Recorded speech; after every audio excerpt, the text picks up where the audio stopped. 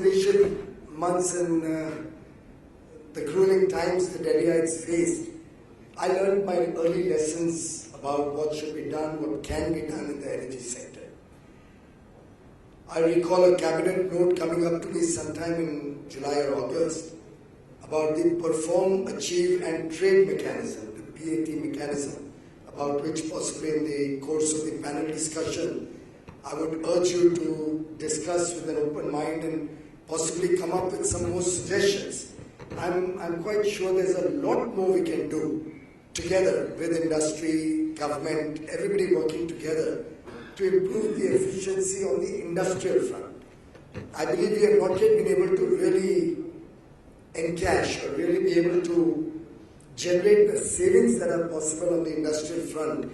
It's a long way to go before we can tap the potential of energy saving in industry. But I'm delighted that on the consumer end, the people of India have responded very positively. The current figure is about 13.88 crore LED bulbs which have been distributed by Energy Efficiency Services Limited, EESL. And it's only around May of last year that we started this effort. From May to March, we had done about 9 crores. And since April to now July, in the 4 months, we've done 4.88 crores. Our target this year is to try and cross 15 crores. So that together with the industry, which is also making rapid strides in encouraging people to move towards LEDs, we'll be able to change all these 770 million incandescent bulbs or CFLs with LED bulbs by 2019. And as Shireen rightly pointed out, that one program alone, thanks to the cooperation and active participation of all the consumers in India, has the game-changing potential to save nearly 40,000 crores, over $6 billion US in consumer bills annually. And if one was to look at the price that we are providing these bulbs at now, the entire cost of this program will be barely $1 billion. So for $1 billion investment, which gets paid back in probably 4 to 5 months in the initial periods, we will be landing up with a scenario that the people of India will benefit with a saving of over $6 billion annually. That, ladies and gentlemen, is the game-changing potential that energy efficiency has for the country. We are now taking this program into the next level. We just launched the energy efficient fans, and we believe that the price at which the fan has been made available, considering our transparent procurement mechanism and the economies of scale that we enjoy, has brought the price of an energy efficient fan to below the retail price of a regular fan. So that also will be paid over 2 years, and the money will be paid back over 2 years. So effectively after that, and I'm sure you're all aware, fans work for years and years. The rest of the time, it's all benefit all the way for the consumers. Our latest endeavor, on which we are very passionate, we are very focused, is to look at the agricultural pumps that are used by the farmers of India.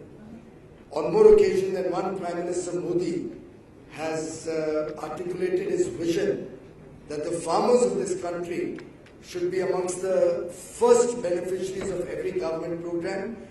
They feed our stomach, they fill our plates, they work, toil day and night to make India food secure. And clearly they have a very tough task ahead of them. Most land holding of the farmers is very small. I believe the average land holding would be under 2 hectares, possibly much below 2 hectares at an aggregate all across the country. We still don't have more than 35% or 40% area which is irrigated, so we are largely dependent on the monsoon. Large amounts of pumping of water from the ground has caused the water levels to really go down, and the last 2 years of drought that the country faced has brought to fore the serious despair that the farmers of India have to face.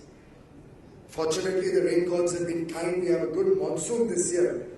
And it's in this scenario where things are looking much better that I believe a program like the replacement of all the inefficient agricultural pumps across the country should be taken up on mission mode. We have been working closely with industry, which manufactures energy efficient pumps, and we run several projects in different states, the results of which have been extremely exciting.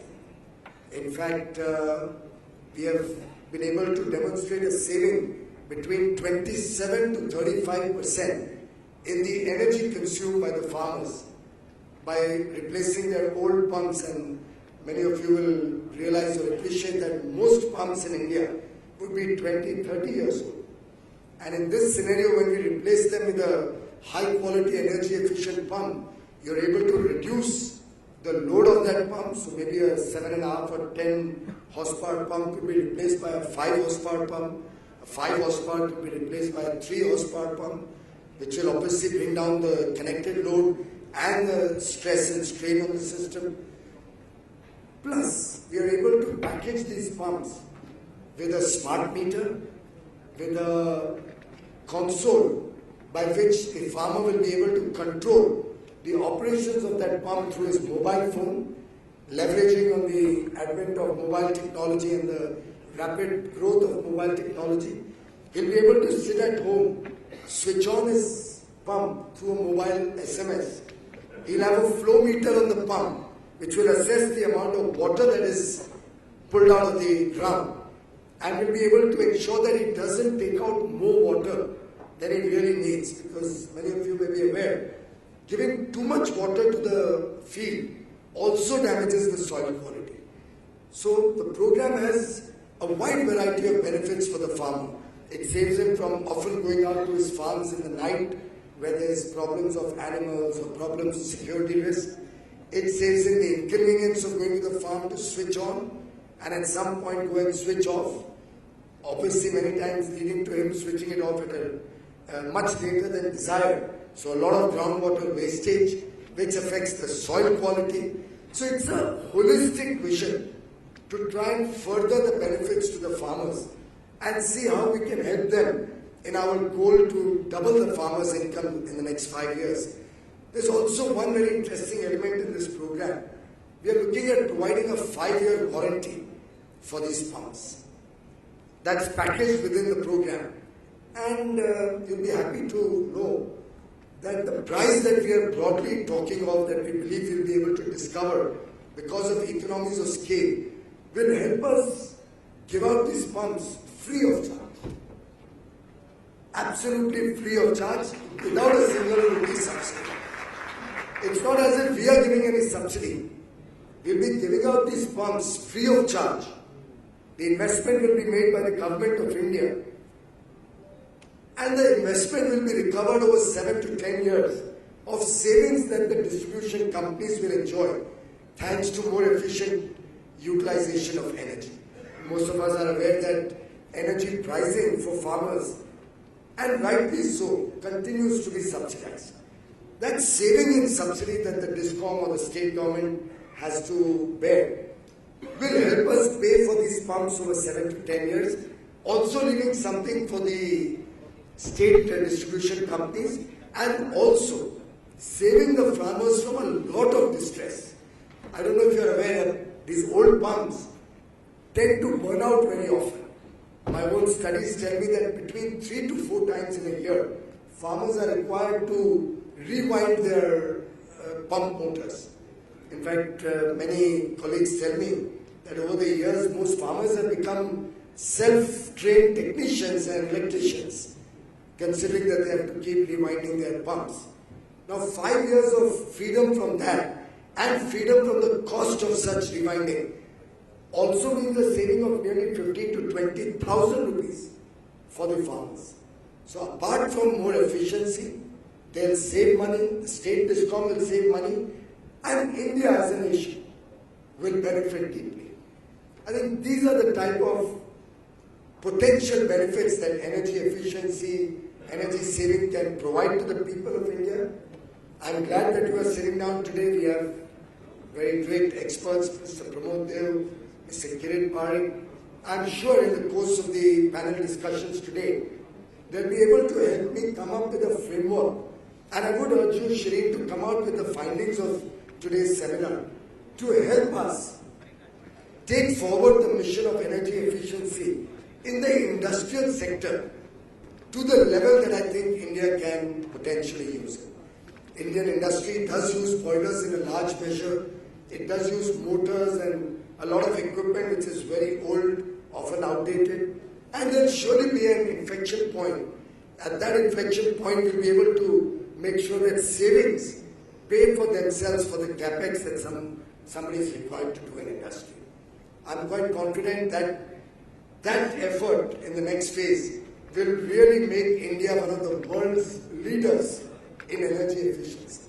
In fact, I'm delighted to share with you, even today, when I go to the United States or I go to Japan, I find India's consciousness towards wasteful consumption of energy, just like India's consciousness towards any form of waste, is truly remarkable, is appreciated worldwide. In fact, US Energy Secretary, Dr. Ani Muniz, very often flashes India's energy efficiency standards, maybe on the LED bulbs, on our program for PAT, to the rest of the energy ministers at every conference, and says this is what the world needs to do. In some sense, taking forward the Prime Minister's stated goal that it's time that India starts leading the world rather than following the world. My best wishes to your seminar. Thank you.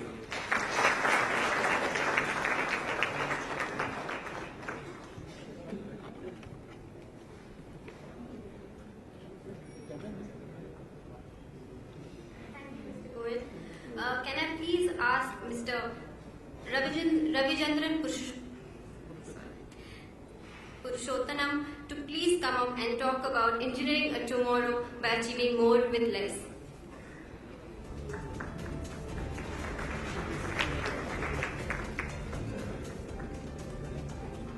Thank you and good evening, ladies and gentlemen. Very welcome, sir, for this nice evening and a very good thought-provoking speech from your side. From my perspective, I think India is in the cusp of change in terms of energy efficiency. If you look at some of the initiatives that has been done in the last 2 years, especially initiatives like smart cities, digital India, this is clearly setting us into a new path in terms of defining how we should actually take the next generation in terms of energy efficiency. If you look at India, I think 70% of our GDP is generated out of the cities, and the problem really lies in the cities. And in order to make the cities more efficient enough, I think from a perspective of engineering, I think it's about adopting new technologies. Even when Honorable Minister was talking about using technology in farm in terms of replacing the existing pump sets with solar, I think this is about adopting technologies. The LED is another example of adopting technologies. So when we are building smart cities, I think we also need to look at how do we embrace new technologies. And from our perspective, I think there are new technologies like district cooling, which completely can replace a few thousand air conditioners in a city, where you can distribute cold air to pipes and you can cool much faster. This is not the technology that doesn't exist. This is a technology that has been deployed in several parts of the world. Another technology is that if you look at commercial buildings, I mean, if you take commercial air conditioning, a city like Delhi has a swing of about peak load of about 40 to 60% in the summer, where the air conditioning load starts kicking in, and this really is another big challenge for the electricity boards. So here is again another initiative that is around the technology. We need to really look at how we can adopt new technologies. If you look at the next 6 years, from our perspective, I think we are looking at about 83 gigawatts of new requirement of electricity. And our own take is that we do not have too many strategic options with us as a country. As the Minister was saying, that one is we need to deploy more technologies. The other side is we have never looked at energy efficiency as an alternative fuel. I'm glad that it was thought through as an act when Prime Minister Vajpayee was there, but I think very little has been done in order to really stimulate this and make this as an alternative fuel. If India in the next 6 years can actually target 40% of the new demand coming from energy efficiency, then I think we really move towards a direction of becoming a game-changing country in terms of energy efficiency.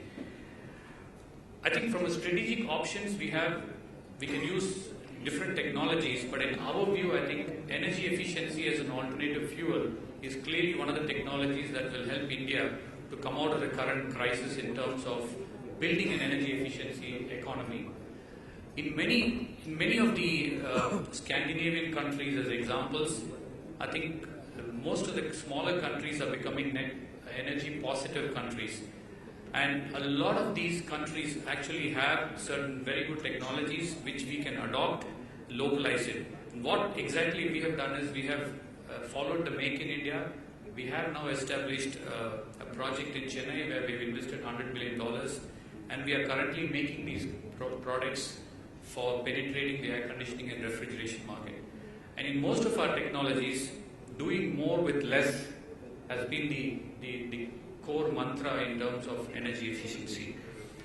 Now, lastly from my side, I think my submission to the Minister would be is to really look at how we can also look at priority lending for energy efficiency, because this is something that many countries like Korea has adopted it.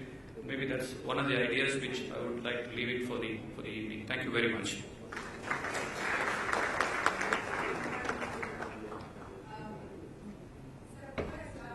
About energy efficiency, let me ask you about the energy that we're seeing in Parliament, and there seems to be plenty of positive energy that's building up on the issue of the goods and services tax, and perhaps our decade-long wait may be over on Tuesday is what we're given to understand. So how confident do you feel today, sir, on the back of this positive energy that seems to be gathering momentum in Parliament?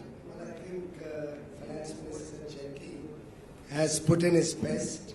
He has extended every possible support to different political viewpoints, tried to accommodate everybody's suggestions, and we've come to a fairly robust framework which has been widely accepted by all the states. I would believe this is the opportune time that Parliament legislates and finalizes this. After this, there will be a long haul. We have to get back to the states. The states have to approve consequent changes in their laws, the rollout plan. It's a long haul. And I think if we miss the bus in this monsoon session, then the winter session will mean possibly we may not be able to do it by April, considering that all the state assemblies will be convening only in February after that. So I think this is the right time. We could then look at the states making consequential changes and maybe a rollout by April. We are very optimistic. And considering the amount of work Finance Minister Mr. Jetty has put in, I do believe we'll see some good results next week. The messages coming in from the Congress party certainly seem to suggest that the mood is a lot more conciliatory, and that the Congress is claiming victory for the fact that the 1% manufacturing tax has been dropped. But be that as it may, it seems that they are likely to support the bill come Tuesday. Is that the sense that you get as well? Yeah, actually we don't worry who takes credit. Our job and our desire is to serve India. And Prime Minister Modi has on more occasions than once said, we believe take everybody along and work for everybody's benefit. Now it's really immaterial. They can take all the credit they like. Let's move the economy and let's get India going. That's the big picture vision of this government. That's what we are working for. In fact, only this afternoon, we agreed to set up an engineering college funded fully by NTPC and NHPC in Himachal Pradesh. And in the course of the program, the minister from Himachal Pradesh was appreciative of the fact that it's a Congress government in that state. It's a central government which is of the Bharatiya Janata Party-led NDA. But the project was stuck from 2009 to 14.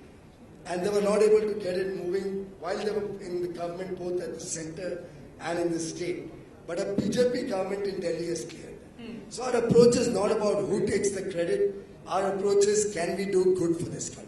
And we do hope that on Tuesday we will see the Goods and Services Tax Constitutional Bill being taken up for debate and passage perhaps, and it will be the end of a long wait. But as you said, it's a long haul. This is just the first step in what will be many steps to actually make the GST a reality. But the topic of discussion today is how do you do more with less? But in your case, let me ask you, because you've just had another portfolio added on to your agenda, we know what you intend to do as far as the coal sector is concerned. We've heard from you your vision and your aspiration for the power sector. Let me ask you to articulate for us what you intend to do as far as the mining sector is concerned, sir, because this is the new one that's been added on to your agenda. Shireen, my colleague Shri Narendra Singh Tomar left behind a very robust framework in the mining sector, which will certainly help me to take the sector on a fast-track basis forward. He's created a very good enabling law to allow faster auction of these mines in a transparent and honest manner so that everybody gets equal opportunity and consumers, users of all these various minerals can get down to exploring and mining these products. India has a lot of gold and diamond mines, which also have good potential to become an import substitute for the large amounts of gold that we import and add to India's natural wealth. So it's a sector which is just waiting to take off. There's a great opportunity for companies and people from around the world to participate in this mining activity. We are looking at having more extensive stakeholder consultation in the next 30 to 45 days, particularly to see if the rules that we have made for exploration, for prospecting licenses, for mining, also the rules that were put up to me actually 2 days back, but I've held them back. I said, let's have a little more extensive stakeholder consultation for offshore mining, exploration of minerals outside in the ocean, in the EEZ area outside the shoreline. So I'm looking at working together with industry, the same way like we did in power, the same way like we did in coal or renewable energy. And I believe that I learn a lot when I engage with them.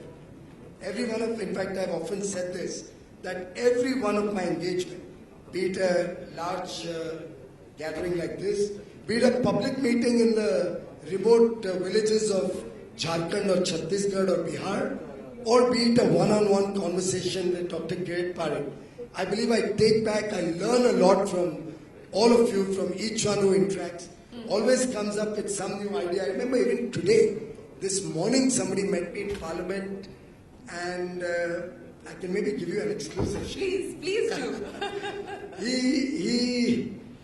A person who came into my office from Jharkhand, by the way, he's just recently got elected as an honorable member of Parliament in the Rajya Sabha, Mr. Mahesh Poddar, in the course of a conversation said, Piyushji, now we have so much coal in the country. Why do you want to have all these barriers that one coal auction is for power sector, one is for non-power or non-regulated, another is for captive consumers, and I believe the Indian Captive Power Producers Association people are in this room also. And it set my mind thinking that maybe it's the right time to make it easier to have everybody participate in these auctions. And may the best man who can use that coal most efficiently pick up coal, because we've got coal coming out of our yes, all over the country. So I've already told my colleagues to start looking this up, and by Monday or Tuesday I hope to hear from them what is the potential, whether we can, at least for the auction, e-auction quantities or special auction quantities, look at a uniform auction across the board, bid, buy, and do consume it for producing wealth in the country. Okay, thank you very much for giving us that big exclusive, Mr. Goyal. But if I could just continue to take that conversation forward then, because we were given to understand that the coal linkage auction for the power sector was waiting for cabinet approval, but we now believe that that will require more stakeholder consultation, or at least more interministerial consultation. What seems to be the holdback there, sir? Well, on the linkage auction, certainly for the present there will continue to be for power separately and non-regulated sector separately. Incidentally, we've already commenced the auction of non-regulated sector linkages, and I believe the initial response has been very, very good. It's about 3 or 4 rounds of auction that have already taken place, and people from the steel, cement, all these sectors are getting assured quantities for supply over a long period and at very competitive prices. So I believe that process has started off quite well. On the power side, we have to reconcile different conflicting objectives. There is the objective of course, the highest level of transparency. Right. But there's also the twin objective of keeping power prices, power costs low. There's also the objective that coal linkages reach each person in a most efficient manner. So somebody out of desperation does not bid for a coal linkage from a very far away mine when he could possibly be more efficient from a nearby mine. So there are many issues that keep cropping up, and we thought it will always be good rather than hurrying into the process to have more discussions and consultations. So by when do you believe that those discussions will lead to some sort of a conclusion? We are in the midst of the Parliament session, so maybe after we get free from Parliament, we'll be able to take that back to the Cabinet. You were talking about coal production, sir, and yes, coal production under your tenure has been at a record high. Demand is unfortunately not being able to keep pace with the kind of production that Coal India is being able to generate at this point in time. And that's a problem of plenty that you're now faced with. But if I could ask you to give us a sense of when do you see demand picking up for the power sector? You've brought in the Uday scheme. It's been now a little over 6 months of the Uday scheme. Almost all state governments are on board. When do you truly see things turning around as far as Uday is concerned? And when do you see people inking PPAs? Well, at the outset, let me set the perspective right. I would rather live in a country where we have sufficient coal and sufficient power than be faced with the kind of problems and chronic shortages that we had taken for granted. We had assumed we are doomed to live in a country where coal will always be at a premium or short supply and leading to black marketing, or power will always be something which one will have to struggle to get. So I think I'm much happier, and I believe that's the first imperative towards development of the nation, that we have sufficient power for industry, for farmers, for the poor of India, so that every child gets electricity in his home and can give him a better opportunity to compete with the rest of the world. Having said that, there's a mistaken impression about power demand not being sufficient. I'm sure you'll appreciate that, over the years, there's a lot of empirical data to suggest that the demand of power is usually a growth in power demand is usually a coefficient of about 0.8 and maybe sometimes 0.9 to the GDP growth of the economy. So if we take the period 2004 to 2014, the 10-year period, the CAGR growth in power demand was 5.65%. And these are years where we had the lag effect of Prime Minister Vajpayee's tenure, where for the first 2 or 3 years, from 2004 to 2007 or 8, the economy was on a roll. Then there was this fiscal stimulus of 2008-9, which led to another 2 years or 3 years of huge growth in the economy. So with an economy which probably in this 10-year period grew at a CAGR of 7% plus, you saw power growing at 5.65%. Our government is only 2 years old. The growth of power demand in these 2 years is 7.03%. In fact, in the first quarter of the current year, it's upward of 8.5%. So power demand is growing, disproportionate to the economic growth of GDP growth. Also, this is on the back of huge thrust to our energy efficiency. So if I had not probably given out these 140 million LED bulbs, and the 80 million that the private sector has sold. So collectively nearly 220 million LED bulbs have replaced bulbs in the country. Possibly you could have seen another % or so of growth in the power sector in these 2 years. What I'm only trying to allude to is that I believe the country is recognizing the availability of power at competitive and very affordable prices. The Vidyut Prabha apps gives real-time data every 15 minutes on the price at which power is available across the country. I hope the citizens of India put pressure on their states to start procuring more power and serving the people of India with 24/7 power, rather than starving them of power just because of their own inefficiencies. Uday incidentally has taken off well. The few states which are left have broadly agreed to what is good for them. I've been able to demonstrate to every state, irrespective of political ideology, that Uday is a win-win for the state, for the people of India, and for the country. Have you been able to convince Tamil Nadu? Well, we had an excellent meeting. It was actually just meant to be a courtesy call, but landed up being converted into a very, very fruitful discussion. I saw a very sharp and incisive mind, understanding what I was able to convey. Of course, she had very good comments to make also in that meeting. But all in all, I think we made good progress. Their team has already interacted with my team, and she has agreed to send a very high-level delegation led by the finance minister and the power minister, with all the bureaucrats, the chief secretary, finance secretary. And I do believe the bureaucrats have now understood how this can be really beneficial and game-changing for the state of Tamil Nadu. In the next 3 years, it will save Tamil Nadu and the people of Tamil Nadu nearly 18,000 odd crore rupees, and not 22,000 crore rupees in the next 3 years. And then going forward, an annual saving of 18,000 crore for the state of Tamil Nadu. I don't think I can offer anything better.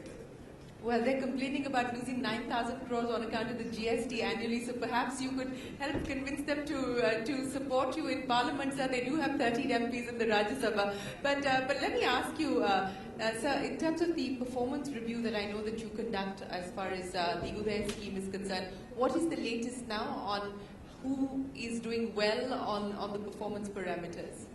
I would think it's still a little early, because a lot of the data that we are dependent on still is not entirely sanitized data. Over the years, India has never created a robust framework or infrastructure which could give us data on a real-time basis. And therefore, as a part of the Deen Dayal Upadhyay Gram Jyoti Yojana and the Integrated Power Development Scheme, we have started the process of putting up feeder meters, smart meters on every feeder in the country, which data will be captured live and will be available for all of you. Okay. We started an app called Urja, U-R-J-A. You could possibly have a look at that. It's very revealing for the data that is available. So it's not as if 100% feeders are as yet integrated into it, but we've been able to bring in about, I think, 30 or 40% of the feeders, which give real-time data. And it's been an eye-opener. So a state like Uttar Pradesh, the losses or the amount of time that they have outages, both the period of outages and the frequency of outages, is about 3 or 4 times the national average in a state like Uttar Pradesh. So if any of you maybe lives in Noida or Faridabad or Ghaziabad, would possibly be able to really use this app. We beam out of Noida, sir. You could use that app and possibly put pressure on the state to start procuring more power and ensuring you get uninterrupted. Okay, since we're talking about powers, and this has been an area of concern as well as a laggard, hydropower, and I understand that about 219 odd projects, barely maybe 7% or so are actually on target. A large majority are stalled or have not met with their deadlines, etc. What is going to be the priority now as far as hydro is concerned? Well, hydro is a very good form of power which India had started off very well with initially. If you would like a statistic, of course, the base in 1962-63 was very small. The entire base was probably 5,000 megawatt or thereabouts, 3,000 odd megawatts or thereabouts. At that point of time, India's hydro capacity was 50% of our total generating capacity. Of course, the country has grown by about 50 times since 62, 63 to now. And after this growth of 50x, we are today at about 15% of hydro capacity. Ideally, I would love to see much more action on the hydro front, but there are certain significant challenges which are for real. One, India's high interest rates is a dampener when we are looking at ramping up hydro, more so because the investments have gone up, and those large investments translate to high tariffs, which become a burden on state discoms and the people of India. Point two, we've had a lot of concerns about the environment and the ecology flagged off with hydro projects. There are several competing schools of thoughts, several concerns that have been flagged off. In some cases, I also feel there are certain vested interests, not willing to allow hydro projects in Arunachal, in the North, Assam, in the Northeast, to really flourish and take off quickly. And it's a very sad situation. Let me share with you one example. We have a project called Subhansin. It's in Arunachal Pradesh and will provide electricity for most of the northeastern region. That project is now stalled for over 5 years. And almost $1 billion, over 6,000 odd crores, has already been invested in that project. And we are continuing to lose over 10 crore rupees per day of delay on that project. Now that project, when originally conceived, if it had been completed as per schedule, would have generated power at 1 rupee 86 paisa or thereabouts for the people of the north. Assam would have benefited by nearly 500 megawatt out of that, which would have taken care of the entire requirement of that state at 1 rupee 86 paisa per unit. Thanks to an agitation, in some ways an agitation which is not entirely founded on a very strong technical or technological footing. We have a situation where that project and its cost overrun has taken up the potential power tariff to over 5.5 rupees. Also, Assam remained deprived of power for 6 years, which it could otherwise have had power at 1 rupee 86 paisa. So look at the damage it caused the economy of Assam, just the delay of one project. But we are working closely with both the governments. We've been able to resolve the Tista hydro project of Sikkim. That's another, it was a stalled project which was over 90%.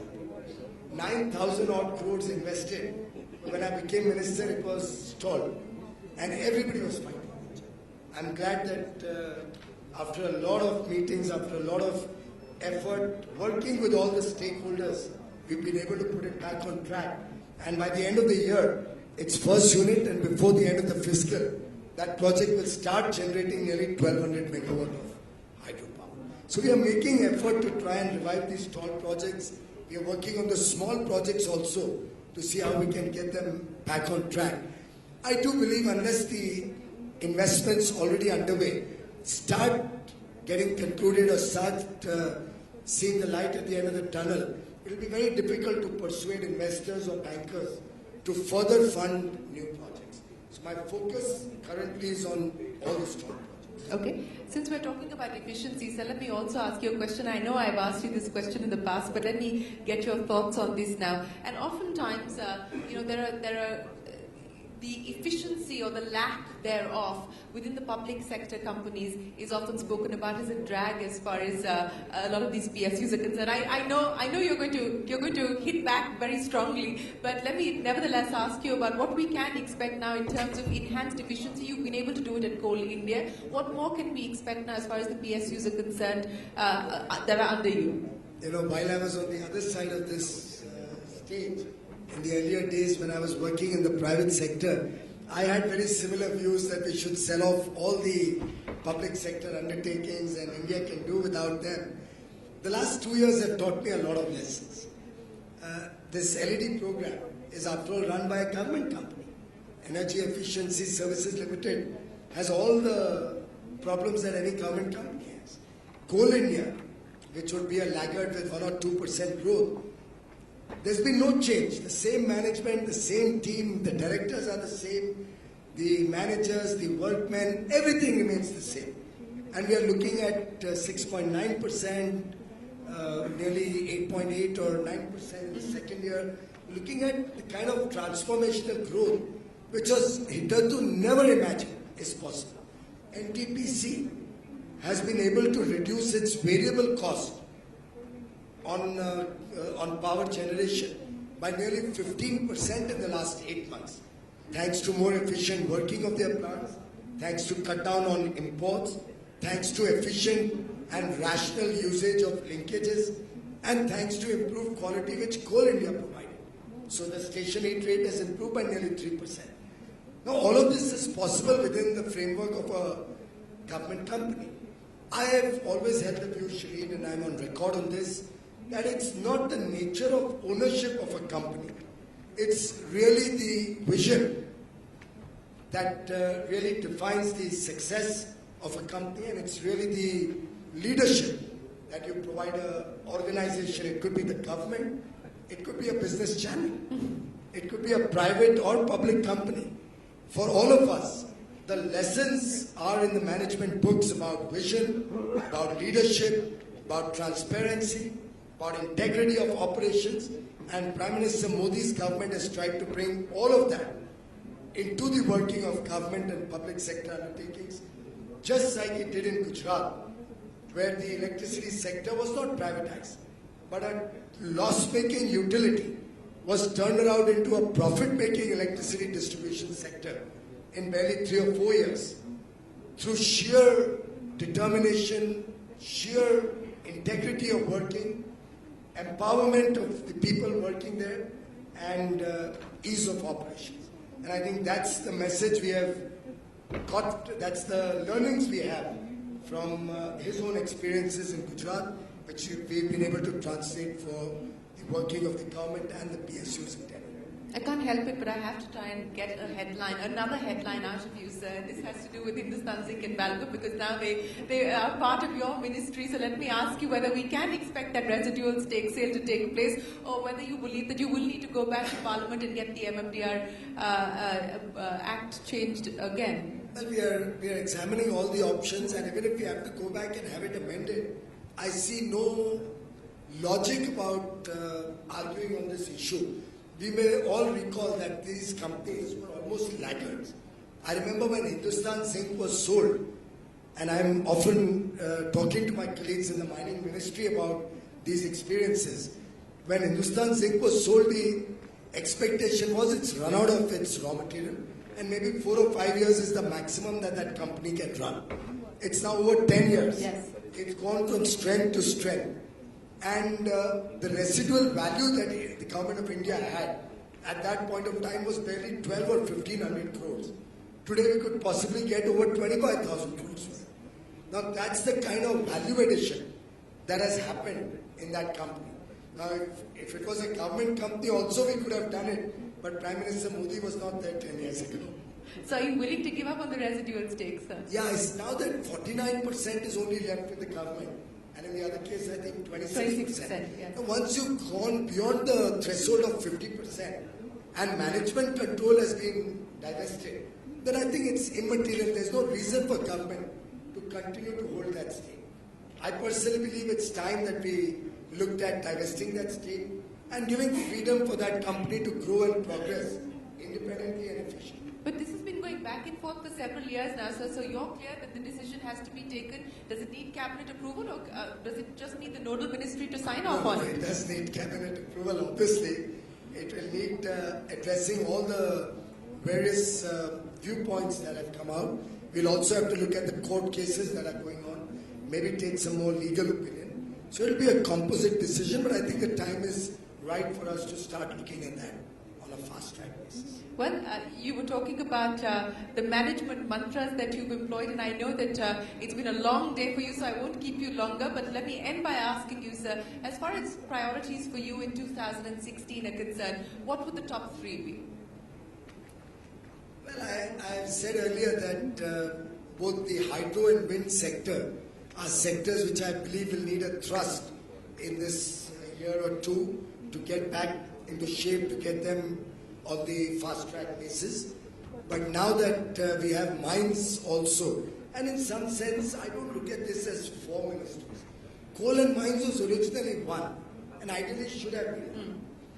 Power and renewable energy, there's so much synergy between the two. And now with the amount of thrust we are giving renewable energy, I won't be surprised that that will become a bigger part of the power sector in the days and years to come.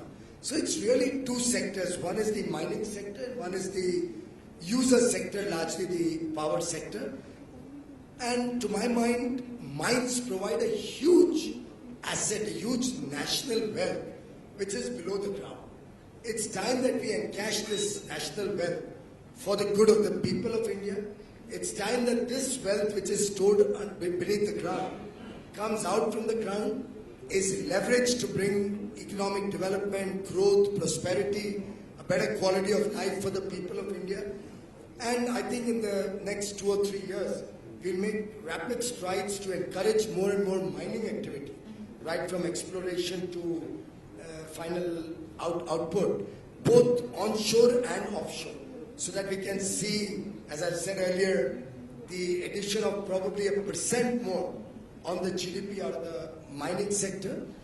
And lastly, if I may venture to add, I believe the next task that I will have to focus on is to see what more can be done to ease the business in the power, in the mining, in the coal sector, just like the suggestion I got this morning, to see how we can loosen all of these sectors from controls, from limitations, from restrictions, and let each one flourish on their own. Possibly, as I've told my colleagues in the ministry, 1.5 years or 2 years down the road, hopefully we won't have to have all these artificial firewalls or roadblocks in the various coal sectors, and we can actually have coal on tap. Well, that's a positive and a good note to end on, Mr. Goyal. It's always a pleasure speaking with you, sir. Thank you very much for your time. We wish you the very best of luck, and thank you very much for joining us.